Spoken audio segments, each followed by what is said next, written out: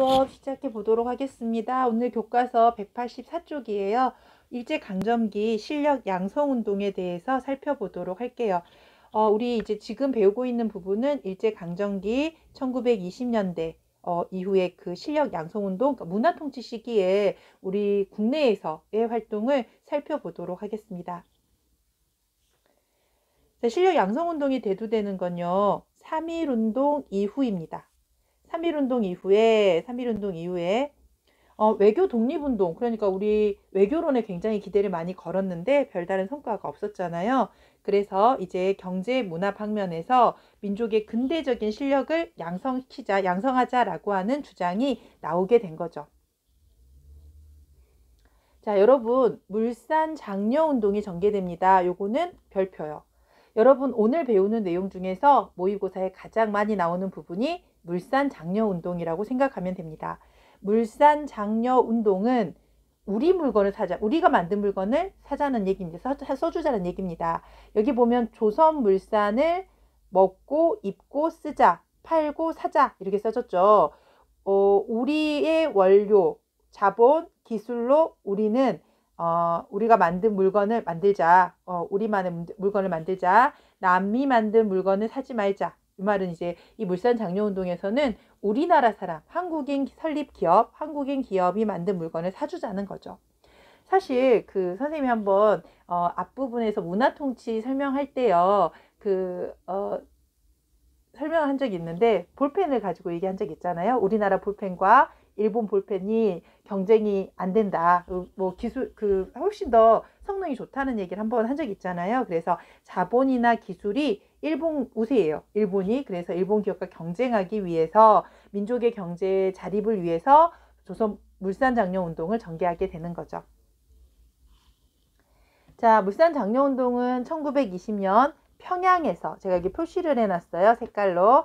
시험에서 문제를 풀 때요. 평양에서 시작이 돼서 전국으로 확산됐다라는 게 물산 장려운동에 대한 답으로 나온 적이 있습니다. 그래서 평양에서 시작됐다는 거 알아주세요. 여러분, 다른 지역에서 시작된 걸로 제가 강조했던 게 두 가지가 있는 것 같아요. 하나는 1907년에 전개됐던 국채보상운동입니다. 나라비 1,300만 원을 갚자라고 하는 국채보상운동은 대구에서 시작이 됐고요. 1920년대에 우리 물건을 우리가 만들어 쓰자라고 하는 물산 장려운동은 평양에서 시작이 됩니다. 평양에서 시작이 됐고요. 자, 여기 색칠을 해놨는데요. 바로 이 구호입니다. 내 살림 내 것으로 조선사람 조선것 등의 구호를 사용을 했고요. 토산품을 애용하자는 겁니다. 우리가 만든 걸 우리가 쓰자라고 하는 운동이고요. 이게 전국으로 확산이 되는 거죠. 여러분, 이렇게 포스터가 시험에 나오면요. 시험지에 나오면 이건 그냥 알려주는 거예요. 읽기만 하면 되죠. 오른쪽에서부터 읽으면 돼요. 우리가 만든 것, 우리가 쓰자라고 있어요. 우리 손으로 만든 광목입니다. 광목. 이 광목이 이거예요. 지금 태극성 광목, 태극성 광목은 태극성이라고 했잖아요. 태극성 광목입니다. 이게 태극성 광목을 선전하는 이러한 선전 광고이죠. 자, 이 물산 장려운동의 의의를 보면 대중의 폭넓은 공감과 지지를 받아요. 그래서 토산품 애용의식이 고취됐고요. 하지만 중간에 이런 우리 물건을 사주자라고 하면서 우리 물건에 대한 상품 가격이 상승하게 되잖아요. 그래서 요거 하나 제가 색을 다른 색깔로 써놨는데요. 사회주의자들, 이때가 1920년대잖아요. 그래서 사회주의가 대두되는데 사회주의자들이 봤을 땐 이거는 자본가 돈 벌어주는 것밖에 되지 않는다. 자본가들에게만 도움이 되는 이기적인 운동이라는 비난을 받기도 합니다. 그래서 사회주의자들로부터 비난을 받았다. 뭐 이러한 내용도 물산 장려운동에 대한 설명을 물어볼 때 답으로 나온 적이 있습니다. 자, 물산 장려운동의 성격을 보면요. 여기 보면 내 살림 내 것으로 입어라 조선 사람이 짠 것을 먹어라 조선 사람이 만든 것을 써라 조선 사람이 지은 것을 조선 사람 조선 것이라고 했잖아요. 자, 이런 사료를 보면 물산 장려운동이라는 걸 알 수 있죠. 자료 2는요. 바로 물산 장려운동을 비판하는 사회주의자들의 시선입니다. 사회주의자. 자, 사회주의자들의 비판을 받았다고 했잖아요. 자, 노동자에게 새삼스럽게 물산 장려를 말할 필요가 없다. 노동자들은 이미 우리 물건을 쓰고 있어요. 그런데 누가? 자본가나 중산계급이 양복, 비단옷 입고 있잖아요. 그러니까 그들의 문제이지 노동자들은 원래 물산 장려를 하고 있다. 우리 물건을 쓰고 있다라고 하면서 사회주의자들이 자본가나 중산계급을 비판하는 이러한 내용의 사료가 되겠습니다. 자, 우리 교과서 184쪽의 아래로 내려가면요. 밀립대학 설립운동이라는 운동이 나오는데요. 첫 번째 물산장려운동 배웠고요. 두 번째 밀립대학 설립운동이 전개됩니다. 밀립, 그러니까 우리 손으로 대학을 세우자는 거죠. 1920년대 초까지요. 우리나라에 대학이 없어요. 그래서 신교육의 필요성이 대두되지만 교육시설이 턱없이 부족합니다. 그래서 우리 손으로 대학을 설립하자라고 하는 운동이 일어나게 되죠. 일제의 우민화 교육을 극복하고 전문적인 인재를 양성하기 위해서 대학을 설립하자라는 겁니다. 이 밀립대학 설립 기성회 발기 취지서라고 써져 있는데요. 여기서 보면 조선인이 세계문화 민족의 일원으로 남과 어깨를 견주고 우리의 생존을 유지하며 문화의 창조와 향상을 기도하려면 대학의 설립이 아니고서는, 자, 대학의 설립을 강조하고 있죠. 다른 방도가 없다라고 하면서 밀립대학을 설립하자라고 주장하는 그러한 글입니다. 밀립대학 설립운동의 활동 내용을 살펴보면요. 이상제, 이승훈 이런 분들이 이제 민족주의 지도자라고 볼 수 있는데요. 밀립대학 기성회를 설립합니다. 1923년이고요. 한민족 1천만이 한 사람이 1원씩이라고 해서요. 1원씩 모금을 하자는 거죠. 전국적인 모금운동을 전개를 하게 되는데 사실 1923년에요. 어마어마하게 큰 홍수가 납니다. 그래서 모금 실적이 저조하고요. 일제가 정치운동이라는 구실로 탄압을 하게 돼요. 그래서 실패한다라고 볼 수가 있죠. 자, 우리가 두 가지 실력 양성 운동을 봤어요. 첫 번째 물산 장려 운동 봤고요. 두 번째 밀립대학 설립 운동 봤고요. 자, 그런데 이러한 물산 장려 운동과 밀립대학 설립 운동이 성과가 미흡합니다. 그래서 이제 우리나라 사람들 중에서 자치 운동을 내세우는 사람들이 나와요. 자, 그 사람들이 바로 이광수, 최린, 김성수라는 사람들인데 이 사람들 우리가 소위 뭐라 그래요? 친일파라고 하죠. 예, 이 사람들은 타협적 민족주의라고도 하거든요. 이 민족주의 계열에서 일제와 타협하는 거죠. 그래서 자치권이라든가 참정권 획득 운동을 전개합니다.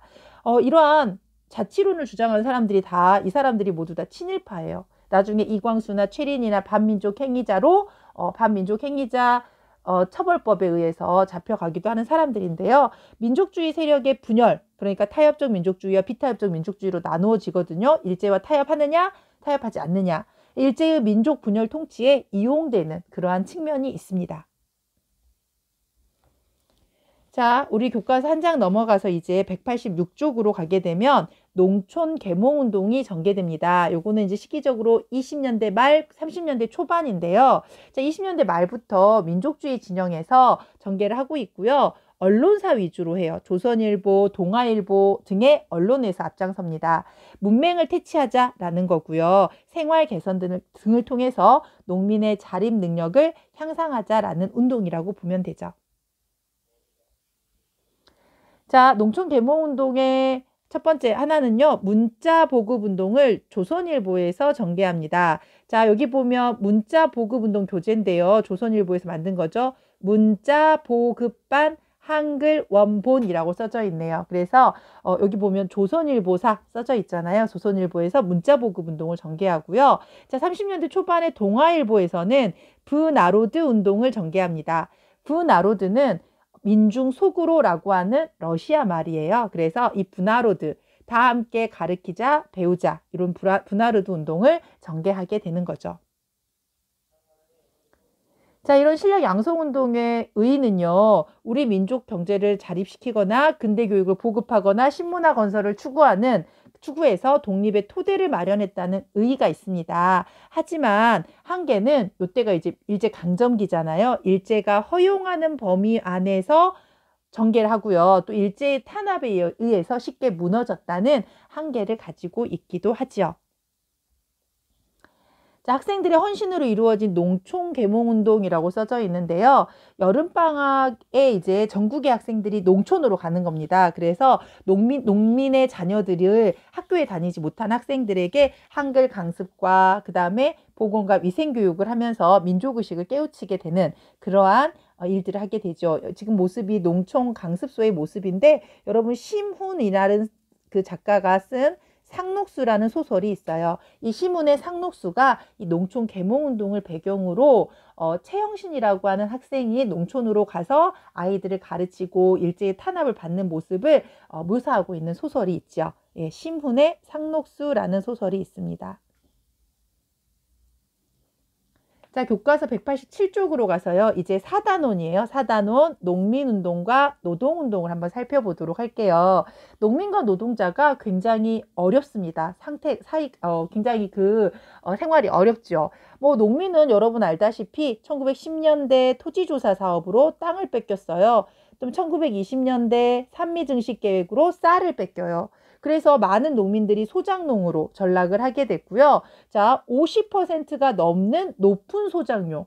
아무리 열심히 일을 해도요, 소작료 떼고 나면 먹고 살기도 힘든 거죠. 그 외에 공과금, 수리 조합비 등을 부담해야 하기 때문에 농민이 굉장히 어려운 상황입니다. 자, 노동자의 처지도 마찬가지예요. 노동자의 숫자는 늘어나지만 임금이 낮아요. 또 열악한 작업 환경, 장시간 노동, 민족 차별적인 학대 행위로 노동자가 굉장히 열악한 그러한 처우를 받고 있죠. 지금 여러분 교과서에 나와 있는 그래프인데요. 이거 29년도의 그래프만 보더라도 이게 일본인이 받는 지금 임금입니다. 임금, 우리나라 사람들이 받는 임금인데요. 일본인의 절반도 못 가는 거죠. 일본인의 절반 정도? 예, 절반 정도의 한국인 노동자의 임금은 일본인의 절반 정도밖에 못 받는 거예요. 일본 사람들 20만 원 받을 때 우리나라 사람들 10만 원 받는 거죠. 자, 그래서 이제 1920년대가 되면 여러분 알다시피 사회주의가 확산됩니다. 이 사회주의가 노동자 중심의 사회를 추구하잖아요. 그래서 사회주의가 확산이 되면서 농민 노동운동이 조직화돼요. 농민조합, 노동조합이 결성이 되면서 이제 조직적으로 농민운동, 노동운동을 전개해 가는 거죠. 자, 이건 20년대예요. 우리가 농민운동과 노동운동은 20년대와 30년대의 차이가 있어요. 20년대 농민운동과 노동운동은 생존권 수호투쟁입니다. 생존권을 지키기 위한 거죠. 그래서 농민운동 같은 경우는 소작료를 낮춰달라. 또 지세나 공과금 등의 지주부담이라든가 소작권을 마음대로 옮겨가는 것을 반대하는 거예요. 자, 20년대 가장 대표적인 소작쟁이가 암태도 소작쟁이입니다. 1923년도에 암태도, 전남 신안에 있어요. 지금은 천사대교가 놓여서 우리가 차로 갈 수 있습니다. 암태도 소작인회를 중심으로 암태도 소작쟁이가 전개가 됐는데요. 70% 이상의 고율의 소작료를 문제철이라는 지주가 70% 이상의 소작료를 떼가는 거예요. 그래서 1년여에 걸친 투쟁 끝에 소작료가 40%로 낮추는데 성공하게 되는 그러한 소작쟁이입니다.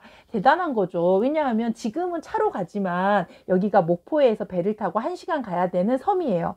그 섬에서 일제강점기에 막 목포 경찰서에 와가지고 막 단식 투쟁해 가면서 1년 동안 열심히 투쟁해서 우리가 이제 소작료를 낮추는 결과를 가져오는 게 암태도 소작쟁이입니다. 자, 이제 노동운동도요, 뭐 생존권 투쟁입니다. 임금 인상해달라, 노동시간을 단축해달라, 비인간적인 대우와 작업 환경 개선 등을 요구했고요. 가장 대표적으로 1929년 원산 총파업을 들 수 있습니다. 여러분, 원산은 부산, 인천, 원산 세 개의 개항장이죠. 북한에 있는 개항장이라 그랬는데 거기가 이제 우리나라 최초의 근대적 학교 원산학사도 들어서는 곳이고요. 이제 그 개항장으로 항구여가지고요. 공업화 되거든요. 공장이 많이 세워지는데 여기에서 공장에서요.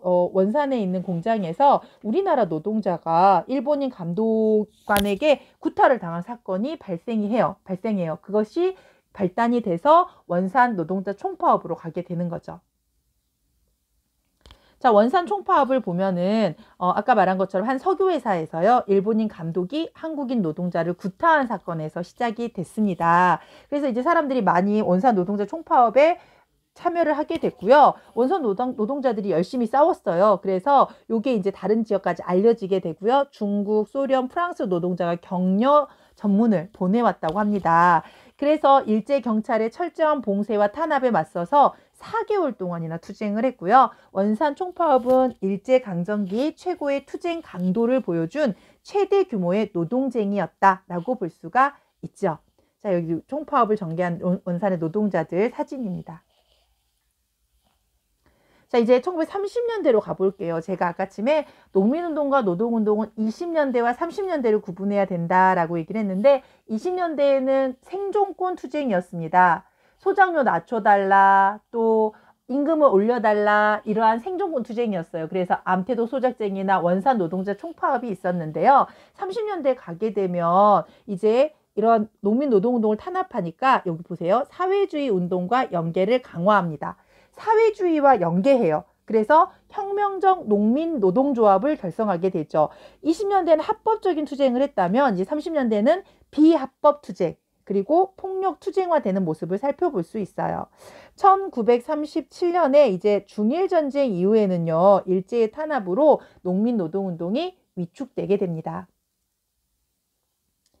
자, 이제 20년대에는 생존권 투쟁이었고요. 30년대에는 반제국주의 항일투쟁으로 발전을 하게 되는데요. 토지를 농민에게 일본 제국주의 타도 등 급진적인 구호를 주장하게 됩니다. 요거는 이제 30년대의 모습이 되겠죠. 항일투쟁으로 계급해방을 내세우면서 혁명운동 및 반제국주의 항일투쟁으로 발전을 하게 된다라는 겁니다. 20년대에는 생존권 투쟁, 30년대에는 항일투쟁으로 발전을 하게 된다는 거죠. 자, 문제를 한번 풀어볼게요. 가운동에 대한 설명으로 옳은 것은 물어봤어요. 여기에 보면 내 살림 내 것으로 라는 구호가 보입니다. 조선 사람이 조선 물건을 입고 쓰고 해야 함을 주장하였다라고 했어요. 그래서 이것은 물산, 장려 운동과 관련된 사료가 되겠죠. 자, 물산 장려 운동에 대한 답을 고르면 되는데요. 당연히 어디서 시작됐다고요? 평양에서 시작돼서 전국으로 확산됐다. 답은 2번이 되겠죠. 자, 3번에 러시아의 저령도조차 요구를 저지시킨 건 독립협회에서 열었던 만민공동회에서 했던 일이죠. 만민공동회. 일제의 황무지 개각권 요구를 철회시킨 건 보안회라고 하는 단체에서 그랬었고요. 자, 그래서 이 가운동은 물산장려운동 물어봤고요. 평양에서 시작이 됩니다. 가운동에 대한 설명으로 옳은 것, 조선물산 장려가 우리 손으로 만든 광목이라고 써져 있죠. 그러면 요 가에 들어갈 말도 또 물산 장려운동이 됩니다.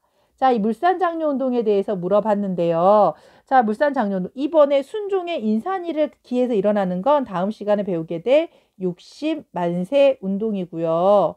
자, 그 다음에 3번 화약 체결의 계기가 된 건 동학 농민운동이 되겠죠. 4번에 사회주의자들의 비판을 받기도 하였다. 맞죠? 물산장려운동이 자본가 계급에게만 유리한 거다라고 하면서 사회주의자들이 비판하기도 해요. 5번에 중국에서 일어난 오사운동의 영향을 준 것은 3.1운동의 영향이 되겠죠. 그래서 답은 4번이 됩니다. 자, 이렇게 우리 지금 모의고사에 나오는 문제는 오늘 배웠던 내용 중에서는 물산장려운동을 주로 물어봅니다. 오늘은요, 1920년대 우리나라에서 전개됐던 실력 양성운동을 살펴봤어요. 실력 양성운동에는 우리가 세 가지를 들 수 있는 거죠. 첫 번째, 물산장려운동. 평양에서 시작이 됐고요. 사회주의자들의 비판을 받았습니다. 두 번째, 밀립대학 설립운동. 우리 손으로 대학을 세우자는 건데 이게 좀 어려웠어요. 잘 되지 않았고요. 세 번째, 농촌 계몽운동. 이것은 조선일보, 동아일보에서 주도를 해가지고요. 농촌에서 문맹을 퇴치하기 위해서 노력했던 운동입니다. 자, 그 다음에 우리가 이어서 농민운동과 노동운동에 대해 살펴봤어요. 20년대의 농민노동운동은 생존권 투쟁의 운동이었다면 30년대 농민노동운동은 이제 반제국주의 운동으로 발전을 하게 되는 거죠. 반제국주의 항일투쟁으로 발전하게 된다라고 설명을 했습니다.